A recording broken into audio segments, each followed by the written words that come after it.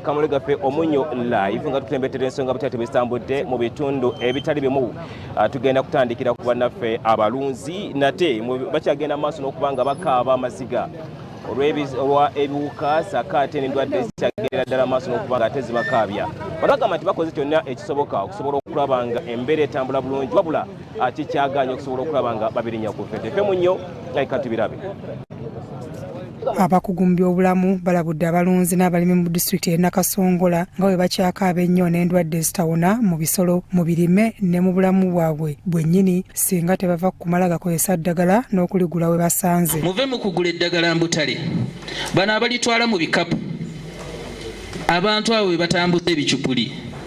Abalonzi mu disitulikiti eno balaajana ng'eddagala ly'ebisolo eri katale bwe litakyakola oluusi kibawaliriza n'okukyusakyusa eddagala ate kiviirako ebisolo byabwe ng'ente okufa amaaso n'okufuna endwadde endala. Era ekintu okutabuka bwekiti enkwa tekyafa, tufunye obulwadde obw'enjawulo, n'ennyama yaffe tekyali ku mutindo, n'ente era olwedde eba teri mu mbeera nnungi kubanga tetuba tukyasobola kutwala nnyama mu nsi z'ebweru.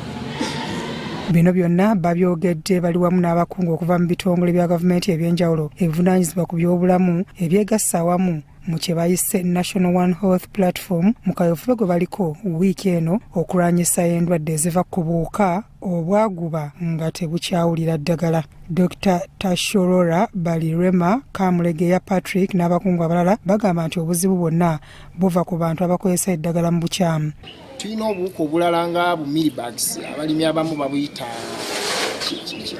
ekipamba n'obuwuka obulala bungi nnyo obutakyasobola kufa ddagala. Mu munyaanya tulina akawuka nga akatomato leaf miner bano bakagandawazanga akawuka akayingira mu makoola g'ennyaanya. Obuwuka obwo n'obulala bungi nnyo tebukyafa ddagala. Weetaaga okufuuyira eddagala lingi ate abalimi baffe bamaliriza batabudde eddagala lingi okutta ekiwuka ekimu. That the microorganisms, the bacteria, the viruses, the fungi and the rest have developed capacity to resist being killed by the antimicrobials that we have. And this one is caused by so many, this resistance is caused by so many things. The first one, sometimes it is overuse, where you overuse a certain antimicrobial.